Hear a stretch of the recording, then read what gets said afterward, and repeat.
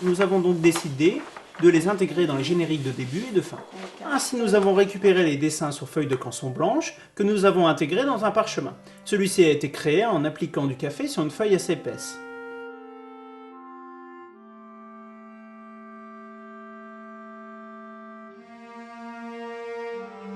Et puis au fur et à mesure, on s'est rendu compte que ça retransmettait tellement bien l'ambiance du film, l'ambiance de l'époque sur fond de parchemin, qu'on a décidé d'utiliser des dessins pour expliquer l'histoire des personnages au début du film. Et pour raconter donc l'histoire de ces personnages, on a recréé entièrement en post-production une séquence entièrement virtuelle avec des dessins créés sur mesure par ma tante, Michel.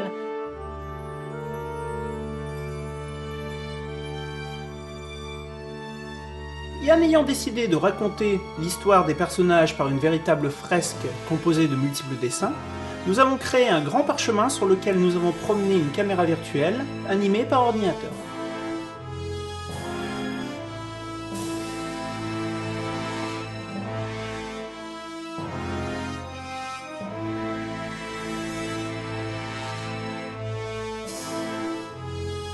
Après 3 mois passés sur les 632 plans effets spéciaux que comprenait le film 1805, l'équipe Image a entamé un travail de colorimétrie sur l'ensemble du film. Donc nous nous sommes également occupés de la scène d'exposition du film, à savoir ce que nous avons appelé le campement anglais et le campement français. Le problème principal de cette séquence était que nous avons filmé dans un seul et même endroit, et qu'au niveau du scénario, nous devions faire transparaître ça en 2 endroits bien distincts. On a marqué la différence au montage en prenant au maximum pour le camp anglais des plans larges, fixes, dits de contemplation, dans lesquels les figurants effectuent des tâches ménagères, réparer des tentes, éplucher des patates, alors que dans le camp français, on a pris des plans plus serrés, beaucoup plus remplis, dans lesquels les soldats, les figurants, effectuaient des actions militaires comme participer à un entraînement ou transmettre des ordres. Côté français, pour bien faire la différence, nous avons jauni toutes les images, pour vraiment donner ce côté soleil et ce côté chaleureux de la côte française. Notamment sur le dernier plan du camp français, où là c'est un exemple typique de matte painting.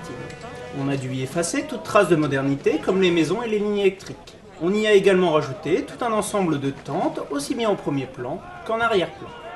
On les avait préalablement pris en photo lors du tournage, sous tous les angles.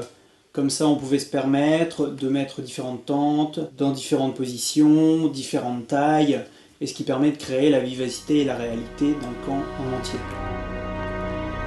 You think the French are going to land? I'm not sure.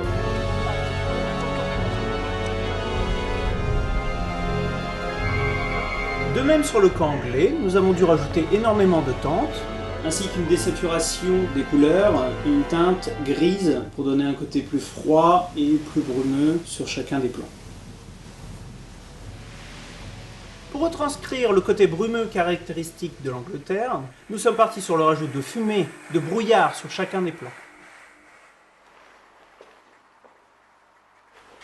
À la fin, on n'a pas eu des volutes qui montent comme ça un peu partout. Et si on essayait de recadrer vers le mur, en écrasant la fumée, tu vois? Oui. Ça suffira jamais, quoi. Il en faut plein pour avoir un petit cas, Volute, moi je sais on peut le dire. Et là ça fera vraiment que la volute et tout ce qui traîne à pas goûter, tu n'auras pas du tout.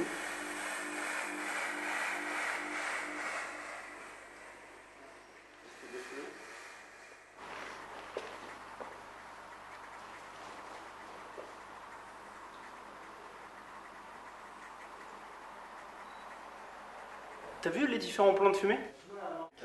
Tu le sens? Super. il n'y a plus qu'à poser le stock dessus, c'est fini.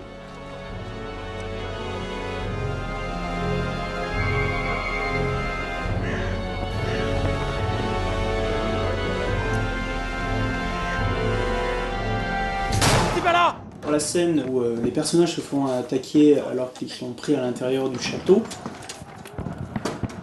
avec le chef opérateur, nous avons essayé de recréer une ambiance bougie classique de l'époque.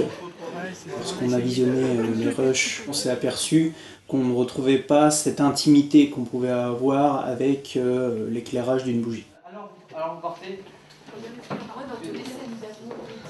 On a accentué le fait que la scène était éclairée par les bougies. Nous avons recréé cette intimité en rajoutant ce qu'on va appeler le glow, c'est-à-dire cette espèce de globe lumineux qu'on peut retrouver autour des bougies. Donc on a recentré l'éclairage sur les bougies, on a assombri les parties extérieures qui étaient hors des bougies, recréé des ombres, ce qui a augmenté le côté ancien et le côté intime de l'image, et aussi son côté illustratif.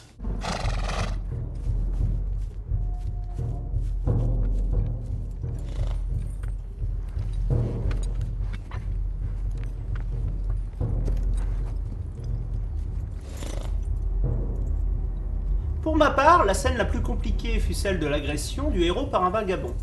Car le problème principal de l'agression, c'est que pour une question d'efficacité, elle a été tournée en plein jour, un soleil qui était pratiquement au zénith. Avec le réalisateur, on s'est très vite aperçu que l'ambiance oppressante et inquiétante qu'on voulait donner à la scène n'y était pas du tout.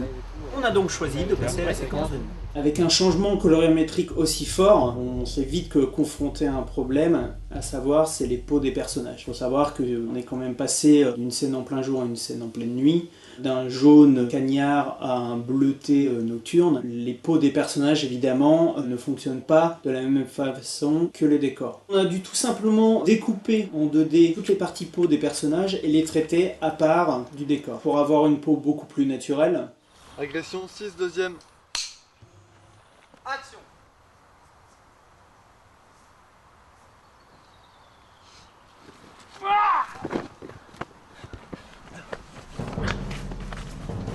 Pour accentuer ça, donc on a assombri l'image, on lui a donné une teinte bleutée qu'on peut retrouver facilement la nuit. Pour accentuer l'effet pleine lune, on a rajouté sur chaque plan des rayons lumineux qui tombaient sur les personnages, qui étaient là pour représenter la pleine lune qui traversait les arbres et qui éclairait les personnages. Heureusement pour nous, on avait déjà, puisque le soleil était au zénith, des ombres par terre, les ombres des feuillages.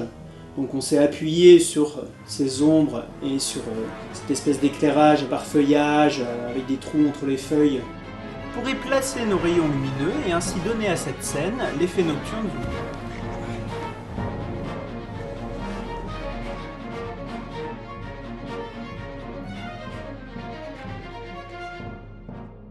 Durant les 6 mois de post-production image, les gens du son ne sont pas restés en reste. En effet, ils ont eu 92 minutes de film à entièrement resonoriser, car de nombreux sons au tournage ne servaient que de base, que de référence. Le meilleur exemple étant naturellement les coups de feu. Et qui êtes-vous, monsieur, pour nous donner de si bons conseils? Les paroles furent un véritable défi, car il fallait toujours les prendre au plus près des personnages, ce qui n'est pas toujours possible dans les plans larges et les poursuites à cheval. D'où l'utilisation de micro